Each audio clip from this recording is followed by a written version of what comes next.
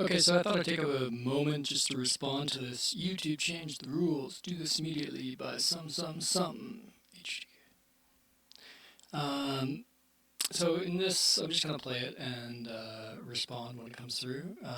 Get it, but still your company makes AI, so I don't know. So, I mean, what are y'all's thoughts on this? Again, I can't stress enough. If you're gonna start, don't wait till next year. If you're going Okay, so just to recap, YouTube has put up the watch hours from 4,000 to 8,000. So based upon my 25 watch hours, I would need to accumulate roughly 400 times the amount of viewership, um, rather than 200 times the amount of viewership. And while that may seem a lot, it really isn't. Because I really don't have a lot of people watching my videos. So uh, you would need to make a lot of videos. So I only make videos when I feel like it. So like every 3 weeks or whatever it happens to be, I'll delete content that I don't want to share. So for an actual content creator, what this is going to mean is they are going to need a sizable audience. So just going back to this again here. So it says here the monetization threshold changes effective February 1st, 2027. Watch hours required long form public watch hours double from 4,000 to 8,000. And long form basically means like you have to actually sort of have content. So anything under I think 3 minutes normally is considered a short. They up the amount of time, so basically those shorts aren't going to be monetized. Uh, Over the next or over the past 365 days. And so again, when I got my first 1,000 subscribers, it matched the 4,000 watch hours, right? So it was like October of 2020. I think like the third So he does a lot of talk, and because of that, if you actually have listeners to talking heads type show, then it's going to pick up the overall watch time. Because if you say you have 10 people watching each of your shows that are like an hour, that's 10 watch hours. So you would still need to make like a show every single day with that number of viewership. But with 1,000, it makes it a little bit easier. Because say you have 50 viewers who watch an hour. That's 50 watch hours. So that works out to something like 1,400 shows a year. But he has 40,000. So again, it still increases where you need to actually get the watch time. hit like 1,000 subscribers, and then maybe a week later I hit the watch hours, and then I was monetizing. So I'm just saying again, I want to stress that point because that's typically just how it works at the beginning. So it says short views. Yeah, so essentially, small viewers, it basically means they have to have content. You just can't put up a video, and unless it gets a lot of views, and you repeat getting content with a lot of views, because a 5 minute video with 1,000 views, that is not 5,000 watch hours. That is 5,000 minutes, which works out to like 100 watch hours or something like that. A little bit less than that. I don't know. So yeah, basically people making short form content or just one video, they have to get a lot of viewership on that video in order for it to be monetized. And this is just to be in the YouTube Partner Program, I believe. Or yeah, so it's even if you do, you may not be monetized. Required views jumped from 10 million to 20 million qualified views in the last 90 days. So shorts are really big. Basically, only viral. Like you actually have a lot of shorts that have a lot of viewership. Like if you're talking 1025 2 million qualified views, that means your short you could do 10 shorts that get in 3 months. 10 shorts in 3 months that get 1 million to 2 million views. Which is a viral basic short. I don't know like super viral, but basically anybody that has 1 million views on something, it's relatively viral. So yeah, it makes it very hard for shorts to get actually monetized unless you have a substantial number of shorts that have good viewership. So that's for shorts. You got to get 20 million views in 3 months in order to get paid for shorts. I'm not even sure what the lower fan funding tier is. Emotional manipulation, false promises. So all this stuff, I think that none of this is really new. The policies may have been rewritten to make it clearer, hopefully, for what counts for that. As somebody who, like, okay, so just it's a total mess in here right now. I'm probably gonna break something doing this, but just total, like, just give me an example here. Just all this stuff. Just to do this recording, it took me like I had to set up like all this stuff just to get this recording going, and I still don't show my face on here because there's too much crazy stuff. There's too many crazies, and governments also. They're just evil, evil. So I don't even want to like basically show my face right now because it's too much cult of personality, and then there's too much abusive usages, AI, face scanning, all kinds of stuff I don't want to get involved with. Just to post my opinion. My face is on my account, but I don't like being tracked in real time by people in general who are crazy, which includes government. And anybody who takes offense to something I say, basically. Going back to the low quality content, or what's the word here, inauthentic content. It's a little bit weird because I think what they're saying is they want produced content, and I don't really know where that line is for content because there's so much talk radio, talk TV, there's radio shows that are live, and all that type of content, it's live content. And somebody going out and interviewing people, that's still live journalism. And someone like doing something, um, it's actual, it is content. It's just, I don't think it's, I don't think it's less valid content just because it's not edited. So if you like, you go through a stage of editing content, like say Mr. Beast.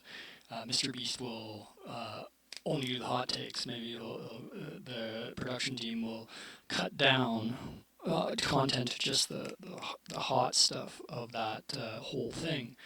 And that's one mode of content, but not all content needs to be constant, edited, and produced in a way that itself isn't authentic, really, because it's cutting away the reality of it. It's making it inauthentic. So it's sort of flipping the idea of what is authentic and what is not authentic. So yeah, I think a lot of like a lot of news programming that isn't real news, rebroadcasting of stuff that's already been broadcast and is fabricated to specific political or business agendas. All that stuff is basically rhetoric and lies, and it's what's going to be seen as the authentic content because it is what has the backing of the major stakeholders, and it's the agenda they're pushing. So, like for me, YouTube has generally been in place to get an alternative viewpoint or niche views, and I think the real risk here is that it feels like YouTube is trying to push mainstream narratives and a mainstream content that is hyper produced and what I would call more pasteurized content. So it's not raw, and this is what I feel, but maybe there's just a lot of really bad content. And I'm not naming names or looking at myself or anything, but it's very possible that there is just content that is that equivocal white noise programming that streaming services had. So people just listening to white noise. Although white noise is a valuable noise source also if you want to have, like, say, a white noise generator somewhere. Yeah, so I think that this is sort of where it's having, but the unsatisfying or off-putting content, this is a rating system essentially, but who is the rater? Who is the audience that is doing the rating? And this is where it starts getting issued for the thumbs up and thumbs down alongside the political context. So it's not difficult to do online streaming manipulation or like having a group mentality to say thumbs downing something that they don't like. Um, like, say I have a bunch of haters and they want to just completely silence me from having any voice. Um, they could just get together and thumbs down the content and or do a false report like, oh, this is really offensive content because he says things we don't like. Yeah. So is this what off-putting content really comes down to? Um, like, I thought the idea of off-putting content is just disturbing content, like, say, U.S. military bombings of people at random and just showing them to be like, oh, look, a bomb blew someone up. Yeah, I think that could be questionable to post online, or showing soldiers being killed or civilians being blown up by a terrorist bomb. That stuff might be things people don't really want to watch. But there's a lot of crazy people who actually thrive on that type of violent content. And if they don't get it in real content, then they'll get it in movies that do that same type of stuff, that people just love the war, violence, and gore, horror movies, whatever. And while I don't personally like that type of content, I am pretty sure there are people that do. And I wouldn't say they shouldn't be able to have content they like. I just think that rating systems exist for a reason on television content or movies, like restricted. Oh, I just hit a button and it did something. Okay, so yeah, like.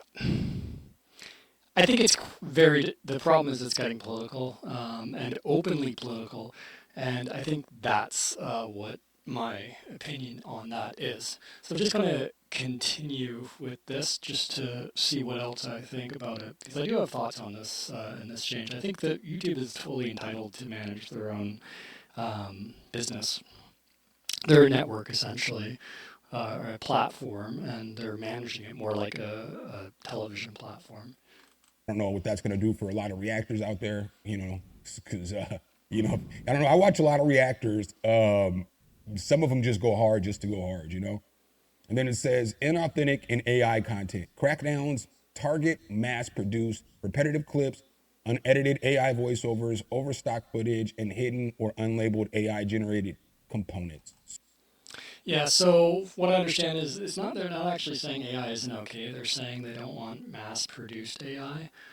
I'm sure Google could just pump out a bunch of content from AI if they wanted to and flood the whole platform with their own content. And people would probably flip if it was YouTube doing it themselves. Um, but I actually agree that flooding the system with, I can say it, probably crap, or the term is AI slop, I think. Uh, for some stuff, yeah, that's like I shouldn't have a harder time finding the content I'm looking for because people just flood the system. So I do think that much like with music content, we should definitely create channels for AI only content and for human made content. And I honestly think they should also have a separate stream for produced content and syndicated style content. So I think maybe people in the YouTube Partner Program should be separated from the general public. So you could pool from the general public or members who post content and having people with syndication or otherwise in their own separate stream and treatment for how that type of viewing is done would make sense to me, much like having AI as a separate stream or adults only content or children centered content. I think those are major streams that would make sense to separate, so people can look within those specific types of content when they're looking for them, or to restrict, say you're a parent who only wants a child to watch YouTube Kids. I have no idea if it's like PBS Kids or whatever in terms of what's on there because I don't watch it. But yeah, it makes sense that you could lock your kid to only access that, um, rather than YouTube doing it. Or if you were an adult and you wanted adult themed content, then whatever, you watch the adult stream of YouTube. Or if you want only syndicated produced shows that are more of a formal television format, like say half an hour, hour long, whatever, long form content, then your searches would be that long form content. And if you want to just view the general for people who make content, then just do that. But I think the idea of content being inauthentic, I don't know what that means. But I think maybe the idea I'm getting from it is that like people who try to game the system through mass-produced content is what I feel like it is. And that's the formulaic sort of templates and just pump out videos. Personally, I tend to go on spurts where I'll do like FL Studio related content or plugin related content, where I'll be on that type of kick for a couple of weeks before switching to a different type of content because that's what I'm doing. And I don't think that's inauthentic. It's just where your attention is at a specific time, and I think it's useful content. I don't think it's not useful content. Um, but I think it's hard to be a judge of what is good content. Like, there's definitely mainstream content, but I think a lot of the mainstream stuff sucks personally, and I don't watch a lot of the biggest YouTubers because their content isn't actually that interesting. Because it's not why I watch YouTube. I watch YouTube usually to learn things, rather than having that like dopamine experience or just talk about stuff that I'm not really interested in. So it's not that they're making bad content, it's just they're not making content that is appealing for my interests, I guess is how you would describe it. Because I'm not really a mainstream person. So it looks like they trying to crack down on whatever AI, which I get it, but still your company makes AI, so I don't know. So Well, see, that's the point there is that if your company does something, you don't want other people to do it unless you're selling them the right to do that. So, cutting out all the competition, taking away the ability for people to commoditize other AI providers or giving those other AI providers access to a revenue stream in your company or basically subleasing the ability to do that. As an AI company, you may want to do that, but only if you offer that as a service. And with YouTube, what I feel they're doing is sort of setting the guidelines in YouTube Studio for how AI is sort of usable.